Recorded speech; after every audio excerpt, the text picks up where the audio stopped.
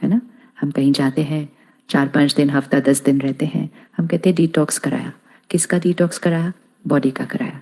और वो कराने के बाद भी वापस आकर फिर हम उसको सस्टेन भी नहीं करते हैं, वापस आकर फिर वही खाना खाना शुरू कर देते हैं, कहते हैं अब अगले साल फिर जाएंगे। कहते हैं ना ऐसा। कई लोग तो एयरपोर्ट और स्टेशन पे ही फिर से खाना शुरू करते हैं, इतने दिन से वहाँ कच्चा पच्चा ऐसे ही खा रहे थे, अभी कुछ तो खाएंगे। So detox is not something that has to be done. Cleansing is a way of living. It is not गंदा करते जाए फिर उसको क्लेंस करते जाए, फिर करते जाए, फिर क्लेंस करते जाए। तो अगर क्लेंस करेंगे भी तो हमें बेनिफिट होगा, लेकिन जितना टाइम उसको ऑपोजिट कर रहे हैं उसका भी तो असर हो रहा है ना सारा दिन। सो स्पिरिचुअलिटी हमें ये नहीं सिखाती कि डिटॉक्स करना है, ये सिखाती है कि वैसे ही रहना है। We have to live that way. It is not something that has to be done once in a while. It has to be a way of living. Way of living. हमारे गट का और माइंड का direct connection है connection? है connection. जब हम school में थे और एग्जाम के एक दिन यहीं कुछ कुछ होता था, यहाँ नहीं होता है। कहाँ होता था? यहाँ ही होता था। अगर पब्लिक टॉक पहली बार देने जा रहे हैं, इंटरव्यू पहली बार, तो यहाँ ही कुछ तो होता है। तो जैसे यहाँ कुछ होगा वो यहाँ होगा, और जैसे यहाँ कुछ होगा तो भी यहाँ होगा, राइट? तो भी यहाँ होगा। तो दोनों का एक दूसरे से कनेक्शन है। लेकिन over a period of time, जब हम स्कूल में थे तो नॉर्मली सब माइंड ठीक चल रहा है, ठीक चल रहा है। वो एग्जाम के थोड़े दिन पहले स्ट्रेस था, तो उसका इफेक्ट हमें अपने गट पर पता चलता था। लेकिन अगर हम उस स्ट्रेस्ड स्टेट में नॉर्मल रहने लग जाएं, कोई चीज जब कभी कभी होती है, जैसे दिल्ली की हवा दूषित है, तो जो बाहर से आते हैं कहते हैं वो आप लोग कैसे रहते हो यहाँ पे?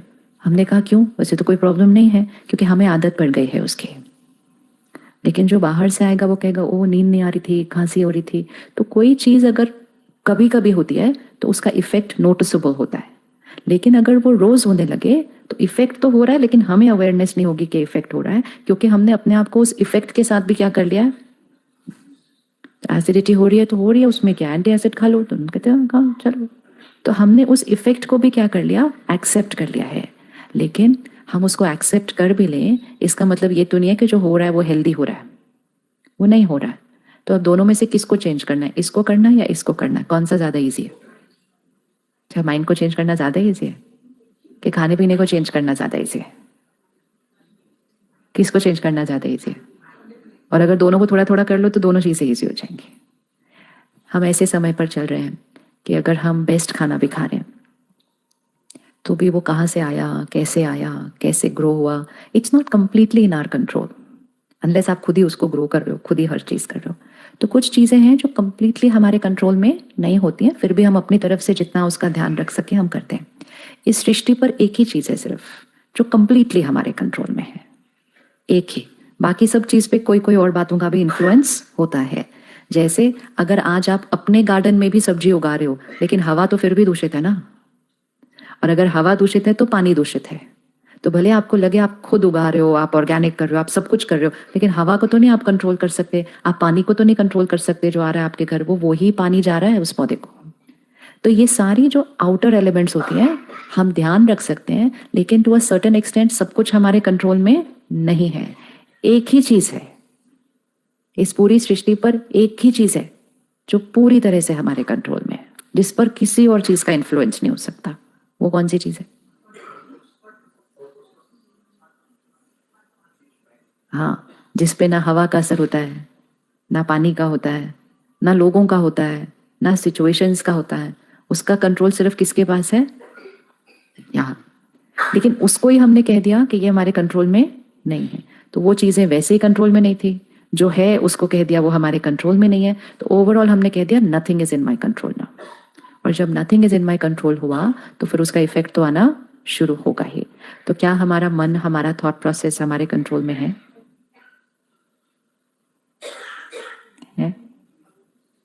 नहीं।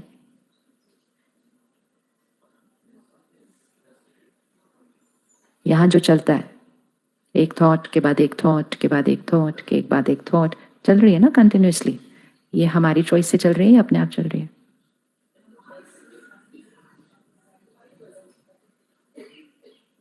ये थॉट्स कौन चला रहा है?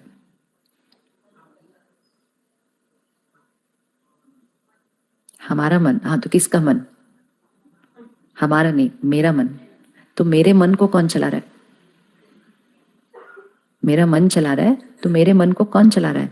क्या थॉट चल रही है वो कौन डिसाइड कर रहा है? कितनी थॉट्स चलती होंगी सारा दिन? लेकिन जो चल रही है, क्या वो हमारी चॉइस की चल रही है? तो किसकी चॉइस की चल रही है? एनवायरनमेंट की चॉइस से चल रही है। यहाँ आने के बाद थॉट्स में थोड़ा कोई चेंज आया? आया? अच्छा, क्या चेंज आया?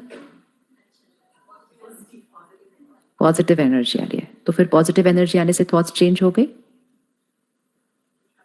काफी चेंज हुई। फिर यहाँ से वापस कब जाना है? कल जाना है। ओह, तो फिर वापस जाने के बाद फिर वहां कहेंगे वहां की एनर्जी आ गई, तो फिर थॉट्स चेंज हो गए। यहाँ हम इसलिए नहीं आते हैं, यहाँ हम इसलिए नहीं आते हैं कि हमें 1 दिन 2 दिन के लिए पॉजिटिव फील करना है। हम इसलिए नहीं आते हैं। हम यहाँ इसलिए आते हैं कि कुछ ऐसा सीख लें जिससे इसको हमेशा ही, इसकी पॉजिटिव एनर्जी बनाई किसने? सड़क पे ही है कैंपस। इतना सा 4 कदम चलो तो सड़क है, सड़क पे गए तो दूसरी कंपनीज हैं, उधर घुसो तो अलग एनर्जी है, इस तरफ टर्न करेंगे तो घर है, घर में जाएंगे तो अलग एनर्जी है। तो ये कोई दुनिया से अलग थोड़ी है, कोई पहाड़ों पे अलग अलूफ थोड़ी है कोई जगह। यही है, शहर के बीच, लोगों के बीच एक मकान है ये। और क्या है?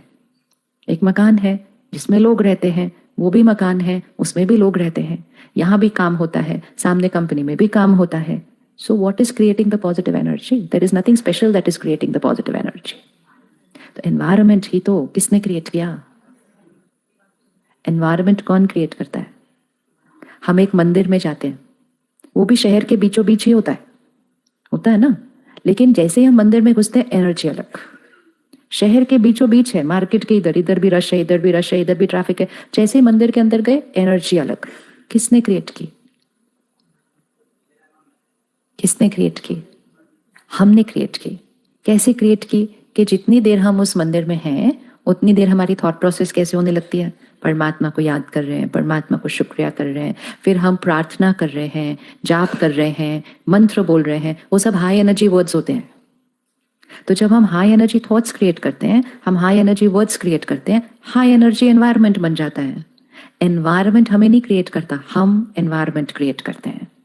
अभी अगर हम इसी कमरे के अंदर गलत एक दूसरे से बात करना शुरू कर दें, फिर आर्ग्यूमेंट क्रिएट हो जाए, फिर झगड़ा हो जाए, तो 15 मिनट में इस कमरे की एनर्जी चेंज हो जाएगी।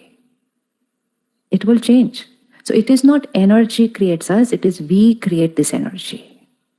लेकिन क्वेश्चन सिर्फ ये होता है कि जिस तरह से हम प्लेस ऑफ वर्शिप में जाकर पॉजिटिव वर्ड्स, पॉजिटिव थॉट्स, मतलब पॉजिटिव भी नहीं, प्योर, एलिवेटेड, वो क्रिएट कर सकते हैं, क्या हम अपने वर्क प्लेस पे, घर पे वो कर सकते हैं?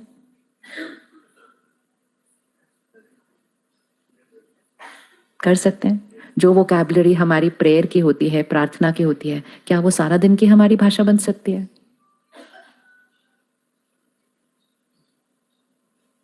बन सकती है, नहीं बन सकती है?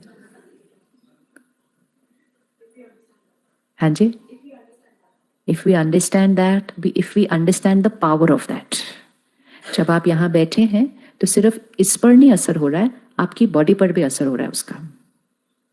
आपकी बॉडी पर भी असर हो रहा है इसका, क्योंकि हम हाई वाइब्रेशनल प्लेस के अंदर बैठे हुए हैं। अब यहाँ पर हमें पॉजिटिव असर हो रहा है, ये हमें दिखाई दे रहा है, लेकिन हर रोज हम पर नेगेटिव असर हो रहा है, वो हमें नहीं दिखाई देता है, क्योंकि हम हर रोज हैं उस एनर्जी के अंदर।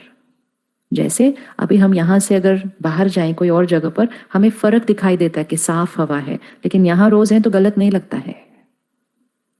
जहां हम रोज होंगे, हम उसके साथ क्या हो जाते हैं? अडेप्ट हो जाते हैं। लेकिन अगर हम अडेप्ट भी हो जाएं तो भी इसका मतलब ये थोड़ी है कि इस हवा का असर हमारे पर नहीं हो रहा है। असर तो फिर भी हो रहा है, हम अडेप्ट हो गए हैं उसके साथ। लेकिन वो अडेप्ट होना अच्छी बात नहीं है, क्योंकि अडेप्ट होने से हम चेंज करने की कोई कोशिश नहीं कर रहे हैं। तो एक चीज पक्की करनी है, अगर यहाँ की पॉजिटिव एनर्जी मेरे माइंड और बॉडी पर असर कर रही है, इज अ प्रूफ कि वहां की ऑपोजिट एनर्जी भी मेरे माइंड और बॉडी पर असर कर रही होती है। चलो ऑफिस में तो बहुत सारे और लोग भी होते हैं, घर की एनर्जी कौन क्रिएट करता है? हमारे घर की एनर्जी कौन क्रिएट करता है? अगर हम हर रोज, टोटल कितने घंटे होंगे हम घर पे रात को सोने के लिए? सुबह 1-2 घंटा, शाम को 1-2 घंटा। अगर उतने घंटे भी आपने हाई वाइब्रेशनल एनर्जी में आप रह लिए, आप बाकी के 8-10 घंटे बाहर बहुत आराम से हैंडल कर लेंगे। अगर आपकी रात की डीप स्लीप एक हाई एनर्जी स्पेस में हो गई, आप अगले दिन कोई भी क्राइसिस हैंडल कर सकते हैं।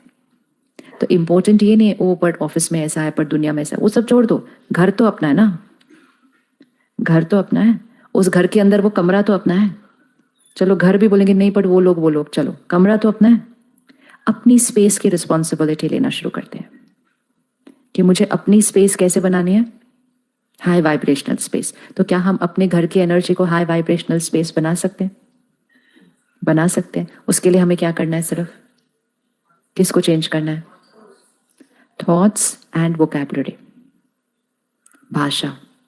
पॉजिटिव थिंकिंग का मतलब ये नहीं होता है हाँ ये हो जाएगा, हाँ ये हम कर लेंगे, ये पॉजिटिव थिंकिंग नहीं है। सिर्फ पॉजिटिव थिंकिंग मतलब मेरी हर थॉट एक प्योर हाई वाइब्रेशनल थॉट होनी चाहिए। मेरी हर थॉट में जो हर वर्ड है, थॉट भी एक 3-4 वर्ड से बनेगी ना। सपोज मैं यहाँ आकर कहूँ ये कमरा बहुत अच्छा है, ये मेरी थॉट है, this room is beautiful is my thought, but this room is beautiful has 4 words, has 4 words in it. तो प्योर एलिवेटेड एनर्जी अर्थात मेरा हर वर्ड, उस हर वर्ड के अंदर एनर्जी कौन सी होनी चाहिए? इसीलिए जब हम कहते हैं Om Shanti, it's a high energy word. It is saying I am a peaceful soul. अब इसका असर हम पर काम आएगा, लेकिन जब हम सारा दिन बोलते हैं I am stressed, I am tired, I am irritated, I am busy, I am worried, उसका असर आ रहा है, वो तो नहीं दिखता, नहीं दिखता।